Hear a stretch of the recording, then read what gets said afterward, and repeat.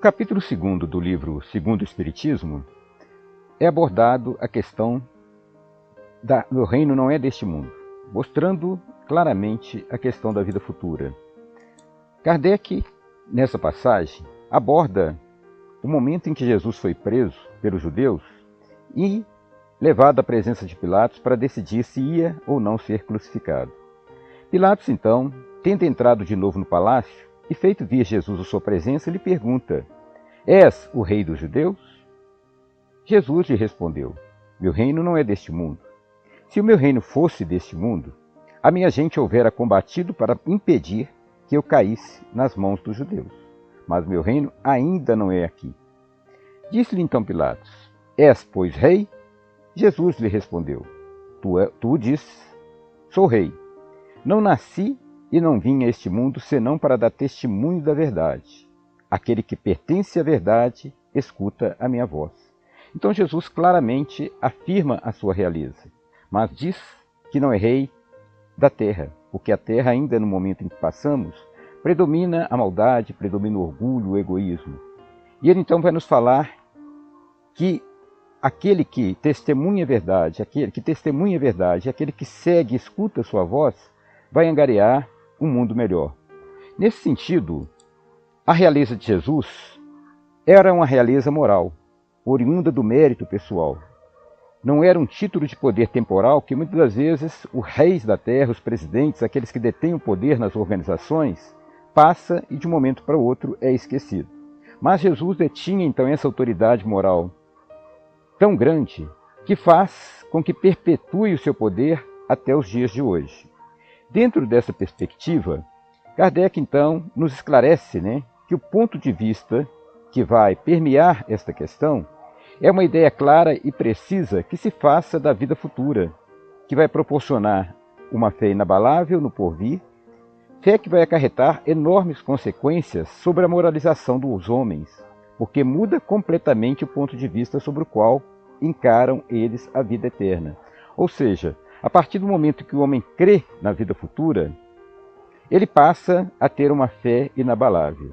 E aí ele vai perceber, através dessa fé, a necessidade da sua melhoria interior, da sua melhoria moral, de tal forma que ele vai então não viver apenas dentro da perspectiva da vida material, que ele sabe que a vida corpórea ela é passageira.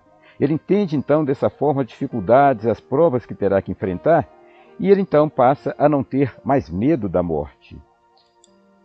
Pelo simples fato de duvidar da vida futura, o homem então dirige todos os seus pensamentos para a vida terrestre. Ele só pensa no aqui e no agora, no ganho imediato, sem ter nenhuma certeza quanto ao futuro, Ele então dá tudo ao presente, todo o valor. Então ele tem um apego demasiado aos bens materiais, ele deixa-se levar pelo orgulho e pela vaidade.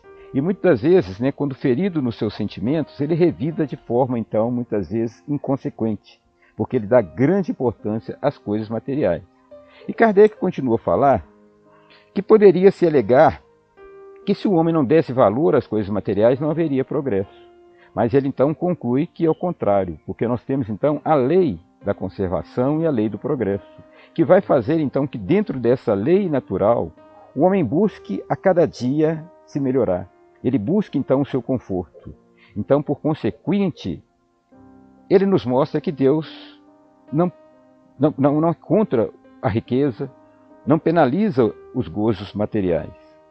Mas sim, ele condena o abuso desses gozos, a partir então do momento em que a pessoa vive em função de adquirir, em função de ter, sem pensar em contribuir socialmente através do seu trabalho, da sua inteligência, dos seus recursos para o progresso da humanidade.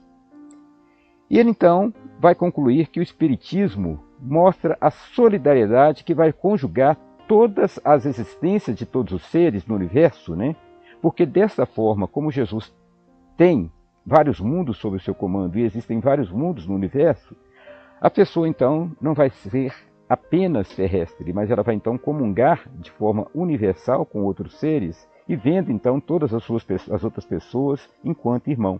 Então aí surge uma fraternidade que seria universal. Nesse capítulo do Evangelho segundo o Espiritismo, ele traz um depoimento de uma rainha da França, que se denomina Rainha da França, que foi uma psicografia obtida em 1863. Então ela aborda que enquanto na vida terrestre ela foi muito orgulhosa, muito apegada aos bens materiais, e ao chegar ao plano espiritual, ela vê que nada daquilo teve valor, porque aí muitos daqueles que lhe eram subordinados estavam em condições melhores do que era no plano espiritual, enquanto que ela sofria, em razão do seu orgulho e da sua vaidade. E num dos trechos da sua comunicação, ela fala: ó Jesus, tu o dissestes, teu reino não é deste mundo, porque é preciso sofrer para chegar ao céu, de onde os degraus de um trono a ninguém aproximam. A ele só conduzem as veredas mais penosas da vida. Procurai-lhe, pois, o caminho, através das urzes e dos espinhos, não por entre as flores. Então ela fala que nós temos que trabalhar, temos que nos modificar internamente para a gente angariar o mundo melhor, para que na vida futura nós não venhamos ter o destino que ela teve de ter ali a infelicidade. E ela conclui dizendo que correm os homens por alcançar os bens terrestres, como se os houvessem de guardar para sempre. Aqui, porém, todas as ilusões se somem. Cedo se apercebem eles de que apenas apanharam uma sombra e desprezam os únicos bens reais e duradouros, os únicos que lhes aproveitam na morada celeste, os únicos que lhes podem facultar acesso a esta vida espiritual. Então, dentro dessa perspectiva, ela mostra o risco, de o homem, então, se apegar demasiadamente aos bens e esquecer que é um espírito que tem que melhorar, porque aí ele perde uma grande oportunidade de melhoria, de evolução. Então, ela nos chama a atenção contra o nosso orgulho, contra o nosso apego, contra o nosso egoísmo, contra a nossa cobiça.